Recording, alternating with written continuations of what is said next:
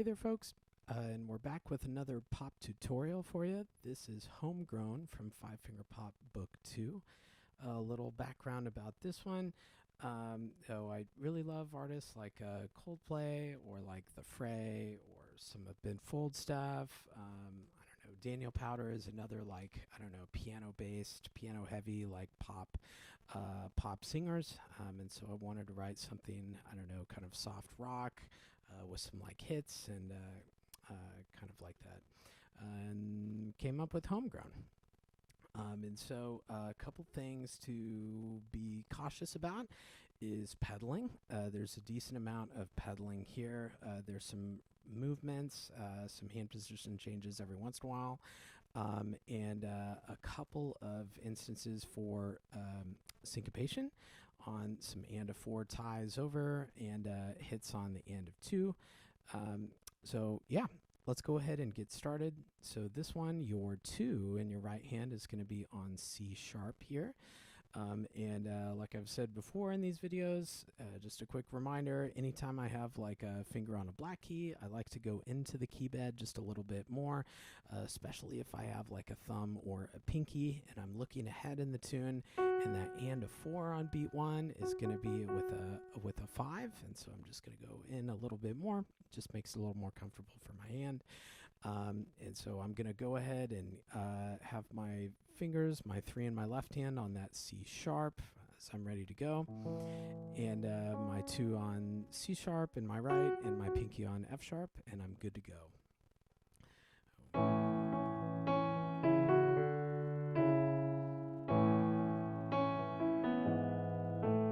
Now, I'm playing it a little under tempo. This tune is pretty rhythmic, and so a good exercise or a way to practice this, if you're just learning it, is to play one hand while drumming the other, or you can honestly even just, drum without the piano. Oh, I love drumming exercises during lessons with my own students. It just takes the notes out of the equation to where you just concentrate on rhythm, time, and hand coordination, which a lot of times are, the most important things. So notes are, it'll happen sometime, but rhythms and stuff are really, really essential to the tune from the beginning. So let's try that, just the very first line together, just going slow, just drumming. My left hand's drumming left hand things, my right hand's drumming right hand things. 1, 2, 3, 4, and 1, 2, and 1, 2, 3, 4, and 1, and 2, and. So some things to notice are the both hands line up in that first measure right on beat 4, and then on the and of 1 in the next measure. So sometimes if I'm teaching a student and there's kind of a tricky rhythm where the hands line up, I will totally, draw a line from the right hand note to the left hand note. It's just a nice visual reminder that they line up right there. I think that the trickiest part of this is the left hand note right in beat 1 of the second measure, because right hand kind of goes before that and then left hand right after that. And so just be careful about that. So that's a spot to just watch out for and to practice slow. But it's very similar on the second line. And then we're going to go out with our hands. So our right hand's going to go up to a 4 on A, and our left hand's going to be on the 2 black keys right on F sharp. So again, I'm going to go into the key bed a little bit more. 2, 3, and 4, and. So and of 4s and 2s are really important on this piece. And so let me play that whole intro for you. Oops.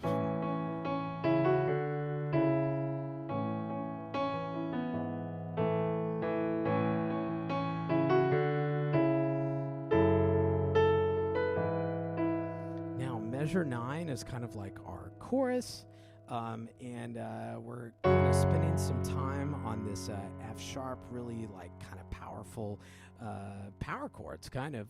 And so these open fifths, and so both hands are going to be on low F sharp in the left and high, or kind of above middle C F sharp in the right.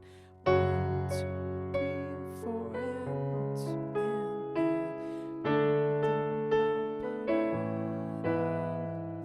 there's a couple of things happening during this section. During pop music and rock music, there's a lot of different layers, because usually there's, either, just a lot of different layers in the studio with, like, vocals and guitar and synth and drums and bass and whatever. There's lots of stuff. Same thing in a rock band. You a lot of times have at least 4 people in a rock band. And so they're all doing different things in the tune, different roles, different jobs. But even though we can play pop music too, sometimes our hands can do some of those different roles, and even sometimes in the same hand do different roles. So it's important on some of this stuff to realize, where is the melody, what is the melody, and when is it happening? Is my part important? Is what I'm playing more of a background figure, is more melodic? And what I mean by that is, I'm very much imagining like the singer singing right in measure 9. Bum, bum, ba, doo, da, ba, da, da, da, da, dum. But we have kind of a little fill arpeggio thing happening in measure 10. That's definitely something that, like, the guitar would kind of be strumming there, or your piano. And so just be aware when you're playing this, bring out that, measure 9 right hand, measure 11, measure 12. And anytime, we have those kind of more backgroundy figures, it should sound like backgroundy figures. So this is measure 9, and hopefully you can kind of hear the volume difference.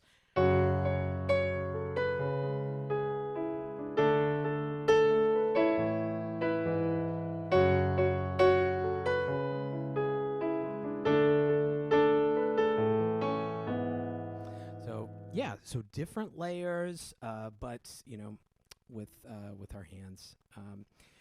And let's see. So the line in measure 9 is very, very similar to 13. Just be careful for. I really like this figure right in what would that be? 13, 14, 15, 16. So again, it's kind of a nod to the arpeggiated line, like in 10 and in 14. We kind of have a smaller one with this A, E, C sharp, and to where that's background, very much background stuff, so just watch out for that. Going to the second page, it's very similar, but we go up in the right hand. And this is a spot, every once in a while you'll see tunes where they're playing the same note, but they might ask you to play it with a different finger. The pedaling here really helps us out, so, you can practice this with just right hand alone. I've got the damper pedal down. And to where I'm going 5, 5, 3. Some people might prefer 5, 4, 3, where it's kind of like a gradual shift over. That's fine. Whichever feels more comfortable for you works for me. So, and same thing kind of happens right here in measure 19. We've got 4, 4, 3. And so, just spots to, circle or, write the word move. I'm always a good advocate for making notes in your sheet music. Remember, your audience is never going to see that, so as long as it helps you out, that's totally fine. And nothing super crazy in 21. It's very similar, a couple of variations, but nothing too crazy. In 25, it's very similar to our intro. And so watch out for dynamics. We were at a forte at the top of the second page in 17, and we have a diminuendo right in 23, so kind of bringing things back down to that mezzo piano texture. And so let me play 21 to the end for you. Watch out for dynamics and how, I shape the melodic lines as opposed to the background lines. So here's 21.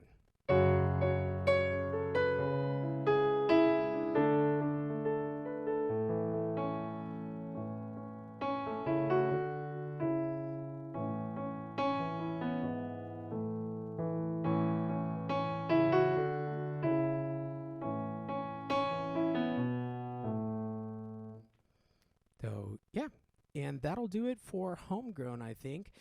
Thank you so much for tuning in. Oh, and I hope this video was helpful, and I'll see you in the next one. Thank you so much.